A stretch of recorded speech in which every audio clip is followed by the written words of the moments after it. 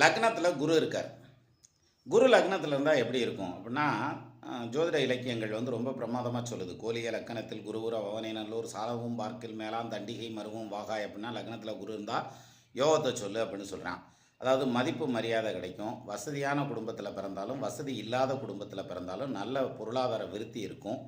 அதே மாதிரி உடல் ஆரோக்கியம் நல்லாயிருக்கும். நீடித்த ஆயுள் பாக்கியம் இருக்கும். சொந்த பந்தங்களை எல்லாத்தையும் அரவணைச்சு காப்பாற்றக்கூடிய தன்மை இருக்கும். பொருளாதாரத்தில் நிறைய பேர்த்துக்கு ஹெல்ப் பண்ணுவார். தான தர்மங்கள்லாம் பண்ணுவார். கோயில் குளமெல்லாம் நிறையா விருத்தி பண்ணுவார் அப்படின்ற மாதிரியான ஒரு பாசிட்டிவான பலன்கள் நிறைய சொல்லிகிட்டே போகுது. அப்போ எல்லாத்துலேயும் பாசிட்டிவ் இருக்காது, எல்லாத்துலேயும் நெகட்டிவ் இருக்காது இல்லையா? குரு லக்னத்தில் இருந்து குரு தசை நடந்ததுன்னு வச்சுங்களேன், நிச்சயமாக அவங்கள கேட்டு பாருங்கள். அவங்களுக்கு தன்னுடைய ஆயுளை பற்றின பயம், தன்னுடைய ஹெல்த்தை பற்றின பயம், உடல் ஆரோக்கியத்தை பற்றின பயங்கிறது நிச்சயமாக இருக்கும். ஈவன் அவங்க மருத்துவராக இருந்தால் கூட. அப்போ இது தவிர்க்கவே இயலாது. இதுதான் இதில்